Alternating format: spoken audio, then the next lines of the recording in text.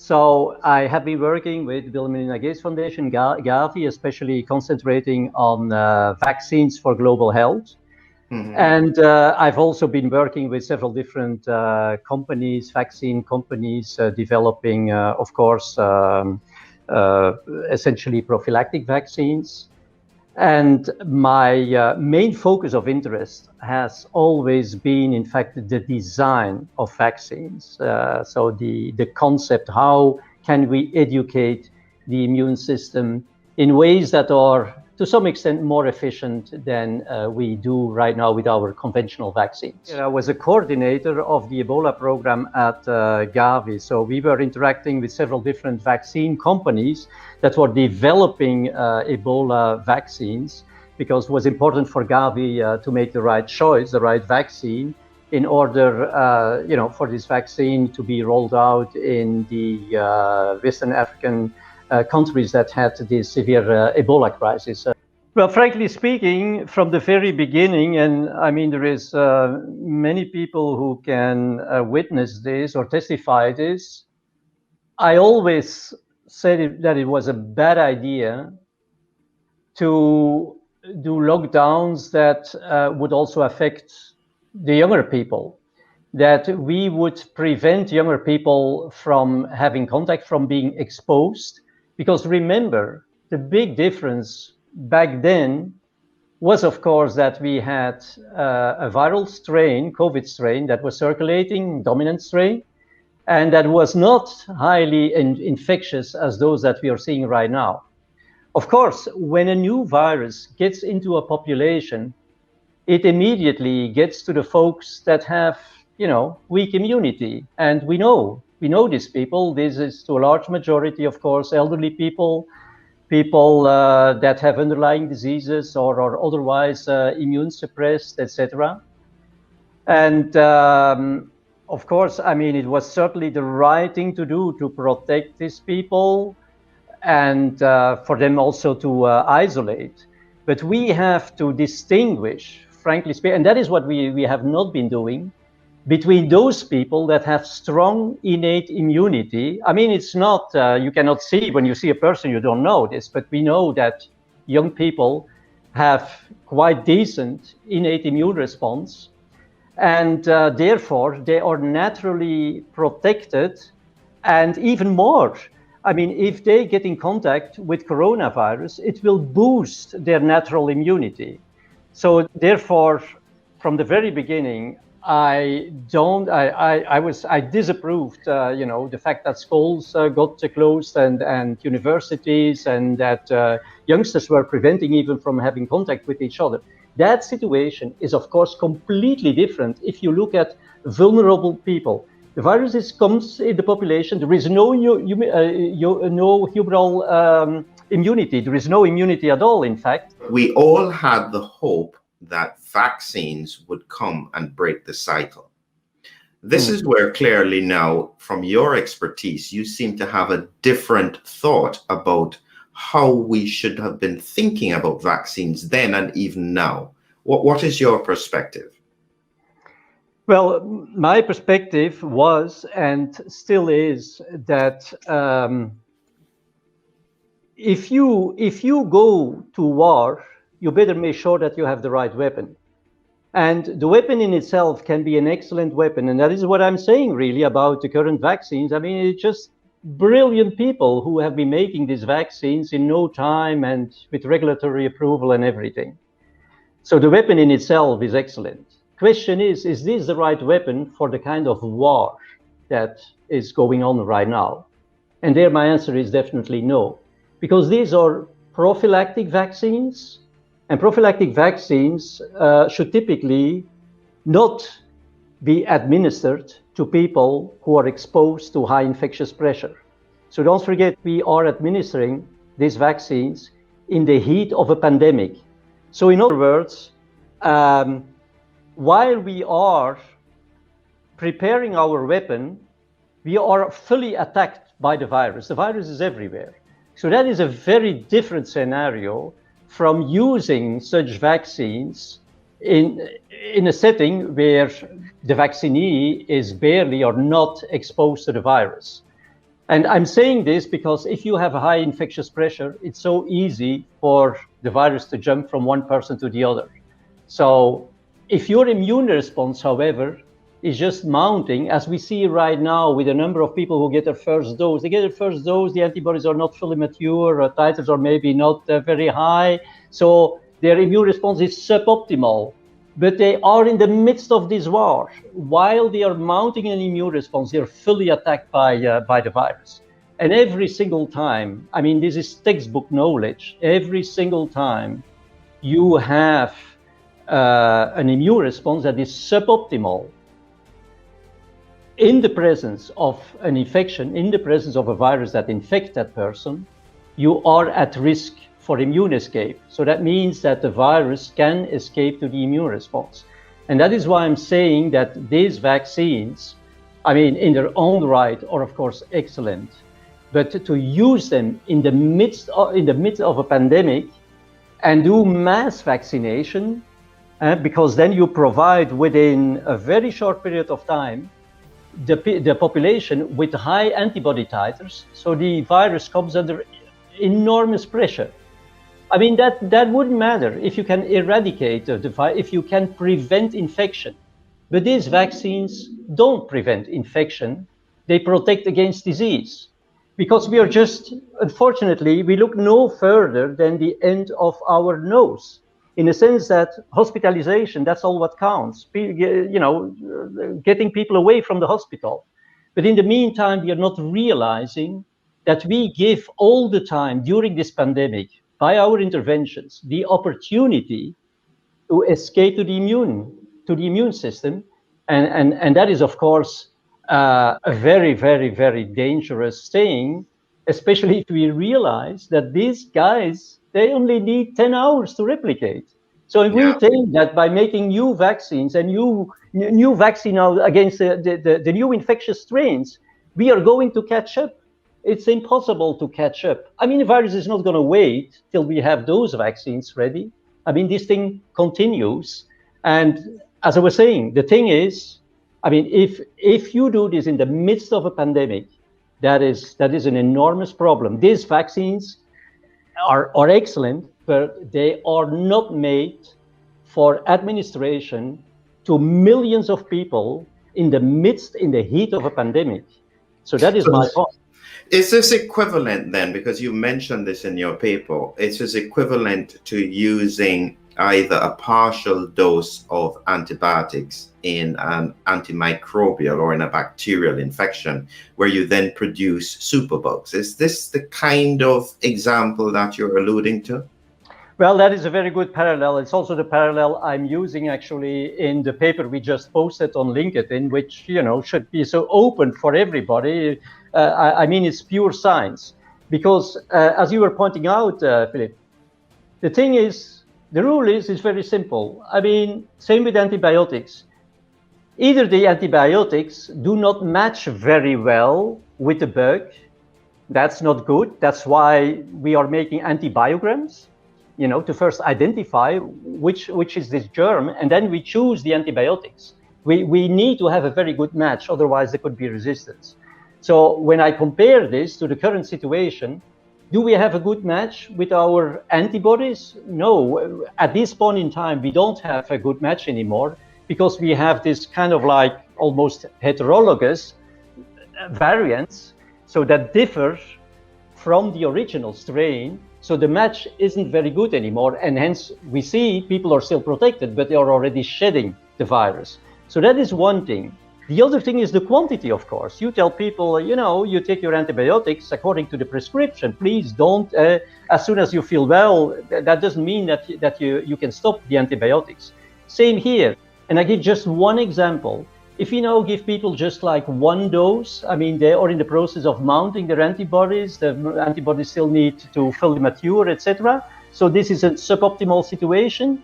We are putting them in a suboptimal situation with regard to their immune protection. And on the other hand, they are in the midst of the war. They are fully attacked by all these kinds of highly infectious variants. So, I mean, it's very clear that this is driving immune escape and will ultimately drive resistance to the vaccines. So my point is, yes, Flip, it's very similar. There is one difference. The virus needs living cells. I mean, if you're driving immune escape, but the guy has no chance to jump on somebody else, who cares? The situation is now different because we are in the midst of a war. There is a high infectious pressure. So the likelihood that an immune escape immediately finds another living cell, that means another host, is very, very high. It's per definition. It's the definition almost of a pandemic. Yeah. So it raises a simple question that somebody has put in front of us here, which is, it's perfectly common sense. What do we do? That question is very easy. I mean, we need to do a better job when we are confronted with situations that seem very dramatic, like, an epidemic. Our generation has not, been living in times where there are epidemics or pandemics. And so we immediately take action and jump on the beast with the tools we have, instead of analyzing what is really going on. And one thing that I thought was extremely interesting was, and it's something that was not really understood, we know that a number of people are asymptomatically infected. So they are infected, but they don't develop severe symptoms. Of course, they can have some mild symptoms, upper respiratory disease, whatever. So the question is, what exactly happens with those folks that they can eliminate the virus? They eliminate the virus. They will transmit it. They will shed it for like a week or so, and then they eliminate this. You could say, yeah, of course we know that antibodies eliminate. Oh, wait a minute. The antibodies come later. You have first this surge of, shedding of the virus, and it's only afterwards that you see, a moderate and short-lived raise of antibodies. So the antibodies cannot be responsible for elimination of the virus. So what is responsible for elimination of the virus? Luckily enough, we have a number of brilliant scientists, independent brilliant scientists, that have now increasingly been showing, and there is increasing evidence, that what in fact is happening is that NK cells are taking care of the virus. So NK cells, the virus gets into these epithelial cells and starts to replicate, but NK cells get activated and they will kill the cell, in which the virus tries to replicate. So I was saying that the virus needs to rely on a living cell. So you kill that cell, it's gone, it's all over. So why we have the solution in the pathogenesis, because some people eliminate it. Absolutely. Right? Problem. I just wanted to clarify, because when you said NK cells, somebody may not quite know what you mean. So you mean non-killer cells. So it's a specific group of white blood cells. Not killer cells, natural killer cells. Natural killer cells, sorry. Okay, yeah. Yes, natural killer cells, a special group of white blood cells that go and take out the virally infected cells. Yeah. Yes. So yes, you're right. Is that because I have seen from a clinical perspective, very old patients who you would expect to be overwhelmed by the virus, and they have a few symptoms and then they're okay. So the body does manage to get rid of it in some cases. And so it raises the point that I've always been saying, is that we haven't spent enough time understanding how the virus impacts the body and understanding how the pandemic then will impact the world. We've spent all of our time just going for solutions. Has that been a mistake?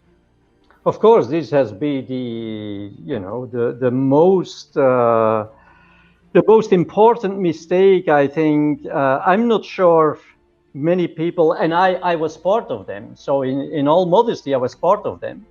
Not sure whether many people understand how a natural pandemic develops and why we have this first wave, we have this second wave, and we have this third wave. And I mean, these waves of disease and mortality and morbidity, they shift from one population to another. So I'm saying, for example, the second wave, this was typically also the case with influenza, World War I, when basically more soldiers, young people, died in the trenches of influenza than from injuries or whatever. So first the elderly, I mean, weak immune system, etc. Then it gets to the wave of morbidity and mortality to the younger people, and then it gets back to people who have have antibodies. So we have to understand this first. How does this come? Why all of a sudden does this wave of morbidity and mortality shift, for example? Why are the three waves? How do we explain this? And also, how does it come that some people are naturally protected and others are not? What are these mechanisms? What are these molecular mechanisms? Because if we make vaccines and all these things, at the end of the day, this is going to interact at the molecular level. And we have not been understanding this. I was just explaining, we don't understand our weapon because we don't understand that prophylactic vaccines should not be used in the midst of an epidemic. And we don't understand exactly what the virus is doing. So we go to a war and we don't know our enemy, we don't understand the strategy of our enemy, and we don't know how our weapon works. I mean, how is that going to go? So that is a fundamental problem to begin with. I understand, and I completely accept that. But at the same time, I am still thinking that if the governments don't respond in some way, because they have to be seen to be doing something, they seem to be in a lose-lose situation. If they don't do anything, they're going to be criticized, and if they do something, they're going to be criticized. Is that a fair statement to make? I don't think so. What was this oath of, what's the name of the guy? Hippocrates? Mm-hmm. You know the oath? The first do no harm. Okay. Well, I mean, it wouldn't matter if you start vaccinating people and even it doesn't work. Problem is that we induce a long-lived antibody response. And as a matter of fact, we know, I mean, that is not my knowledge, it's all published. Problem is that we fail to put the pieces of the puzzle together. Fact is that these long-lived antibodies, which have high specificity, of course, for the virus, they outcompete our natural antibodies. Because the natural antibodies, they have a very broad spectrum, but they have low affinity, right? And so by doing this, even if your antibodies don't work anymore because there is resistance or the strains are too different from the original strain, these antibodies, specific antibodies, will still continue to outcompete your natural antibodies. And that is a huge problem because I was saying just a few minutes ago, these natural antibodies, they provide you with broad protection. This protection is, yes, it is variant non-specific. Doesn't matter what variant you get. It doesn't even matter what type of coronavirus is coming in. They will protect you, unless, of course, you suppress this level of innate immunity, or it is, for example, outcompeted by long-lived specific antibodies. And so it's not like, okay, you missed it. Okay, let's try again. No, you did some harm. I mean, this is different from drugs. Immunizing somebody is installing a new software on your computer. Don't forget, I mean, these antibodies, they will be recalled every single time you're encountering a coronavirus, right? I mean, you cannot just erase this. So this is very serious. This is very serious. So we're coming to a point where people are going to have to take these vaccines. That looks as though it's the reality, either in the context of work or in the context of travel. Based on what you're saying, they're in a lose-lose situation. What does this mean? Well, what does this mean is very clear. It's very clear what this is going to mean. So let's consider the consequences of this, both at the population level and at an individual level. Detrimental, both on a population level as on an individual level. And I'm telling you why. I think the population level, I explained you, we are increasingly facing highly infectious strains that already right now we cannot control, because basically what we are doing is that we are turning, when we vaccinate somebody, we are turning this person in a potential asymptomatic carrier that is shedding the virus. But at an individual level, I just told you that if you have these antibodies, and at some point, and I'm sure this will, people can challenge me on this, but reality will prove it. I think we are very close to vaccine resistance right now. And it's not for nothing that already people start developing, new vaccines against the strains, etc. But what I was saying is that, okay, if you miss the shoot, okay, you could say nothing had happened. No, you are at the same time losing the most precious part of your immune system that you could ever imagine of. And that is your innate immune system. Because the innate antibodies, the natural antibodies, the secretory IgMs, will be outcompeted by these antigen-specific antibodies for binding to the virus. And that will be long-lived. That is a long-lived suppression, and you lose every protection against any viral variant or coronavirus variant, etc. So this means that you are left just with no single immune response. With it's none. Your immunity has become nihil. It's all gone. The antibodies don't work anymore, and your innate immunity has been completely bypassed. And this while highly infectious strains are circulating. So I mean, if that isn't clear enough, I really don't get it.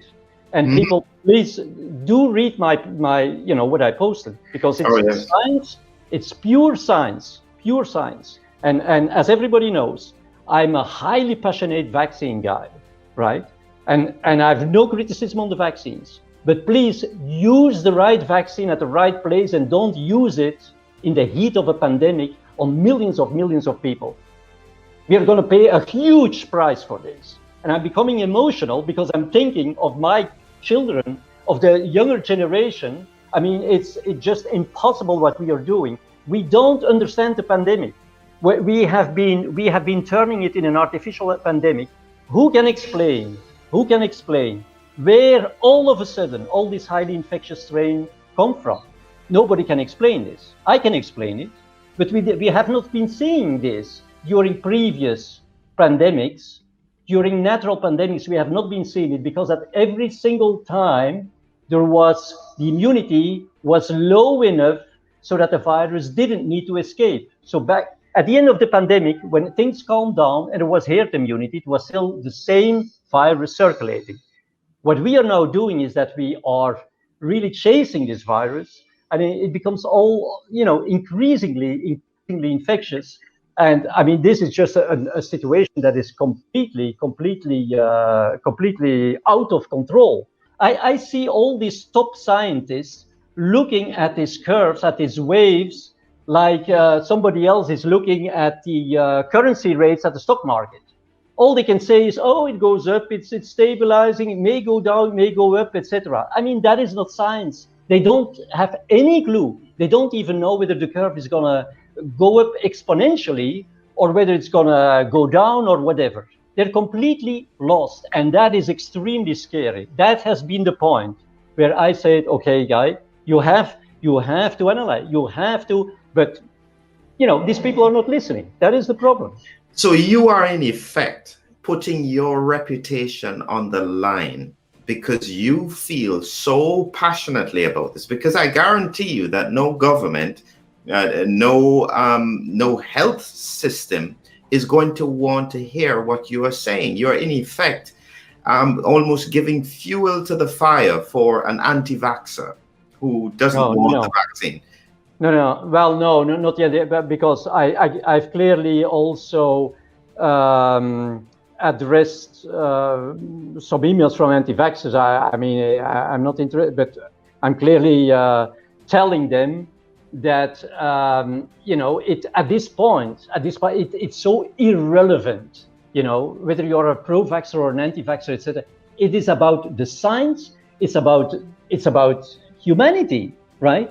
I mean, let's not lose our time now with criticizing people or I mean, anti-vaxxer. Okay, if you're not an anti-vaxxer, you could be a stalker. You could be we like to stigmatize, because if you stigmatize people, you don't need to bother about them anymore. Oh, this guy's an anti-vaxxer. Okay, I mean, he's out of the scope. Oh, he's a stalker. He's out of the scope. I mean, Yeah. that is a discussion that is completely irrelevant at this point. It's about humanity, and of course I'm passionate. Of course, I mean, it's about your children. It's your family. It's my family. It's everyone, right? And it's simply, for me, I put everything at stake because I've done my homework, right? And this is simply a moral obligation, a moral obligation.